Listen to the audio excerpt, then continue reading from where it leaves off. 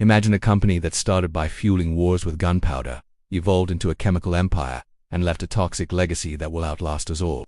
This is the story of DuPont, a name synonymous with innovation, but also with deception, pollution, and human suffering. In 2021, a viral video called them the most evil business in the world. But 5 years later, in 2026, has anything changed? Let's dive in, with fresh updates on their forever chemicals saga. It all began in 1802 when Luther Irene DuPont, fleeing the French Revolution, set up a gunpowder mill on the banks of the Brandywine River in Delaware.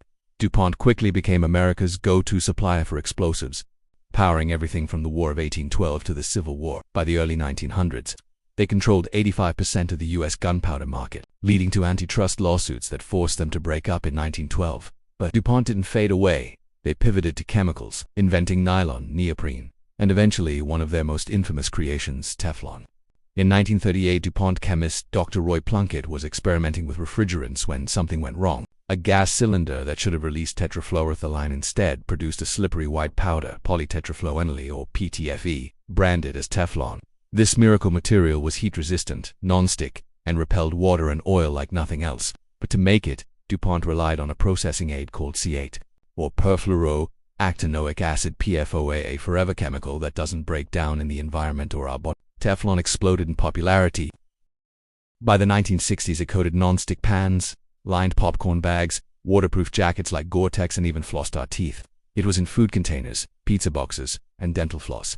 DuPont's profits soared, with the PFOA business alone worth over $1 billion by the 1990s. But here's the dark side. C8 was toxic, persistent, and DuPont knew it. As early as 1961, internal DuPont studies showed C8 caused liver enlargement in rats, rabbits, and dogs. By 1981, the supplier 3M warned them of birth defects in rats exposed to the chemical. DuPont started monitoring workers' blood and quietly reassigned pregnant employees after 2 babies were born with eye defects, but they denied any link. In 1984, they knew PFOA was escaping factory chimneys and contaminating land and water, yet they kept silent. Instead of safe disposal like incineration, they dumped waste into the Ohio River and unlined landfills near their Parkersburg, West Virginia plant. The result? Catastrophic pollution.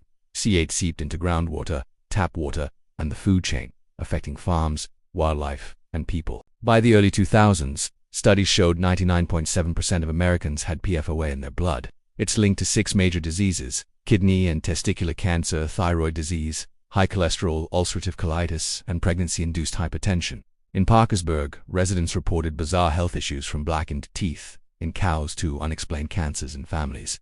Enter Wilbur Tennant, a West Virginia farmer whose cattle started dying horrifically in the late 1990s, bleeding from the nose, organs turned to mush. He traced it to a stream contaminated by DuPont's waste pipe spewing green sludge.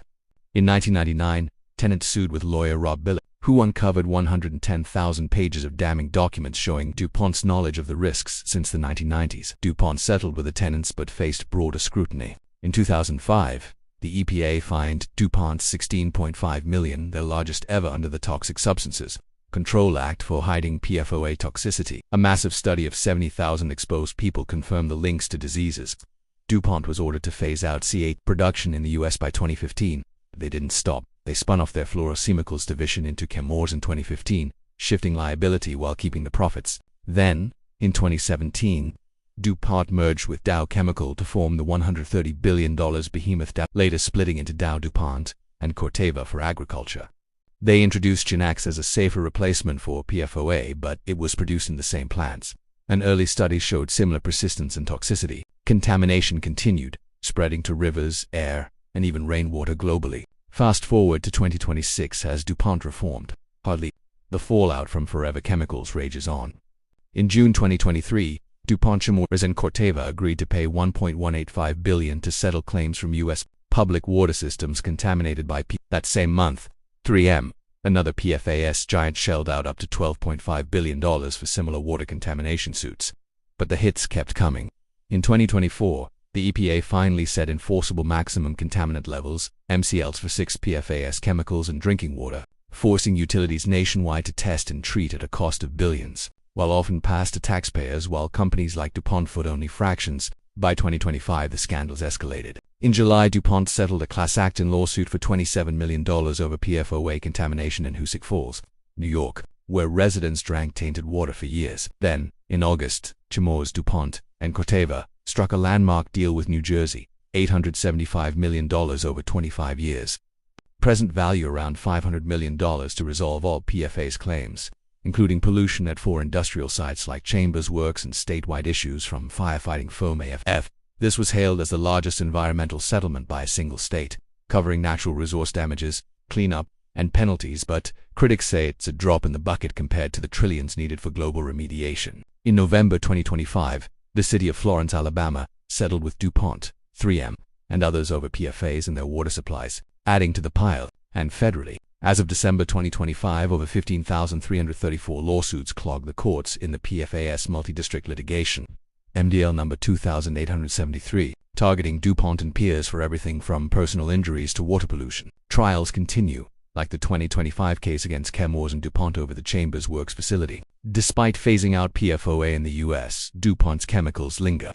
PFAS are now detected in 99% of the world's population, in Arctic ice, and even in umbilical cord blood. GenX and other replacements face scrutiny. With the EPA tightening regs in 2023 to 2025, DuPont claims they're committed to sustainability, but their history of cover-ups, hiding data, blaming victims, and lobbying against bans tells another story. Is DuPont still the most evil business? With billions in settlements but no full accountability, the jury's out.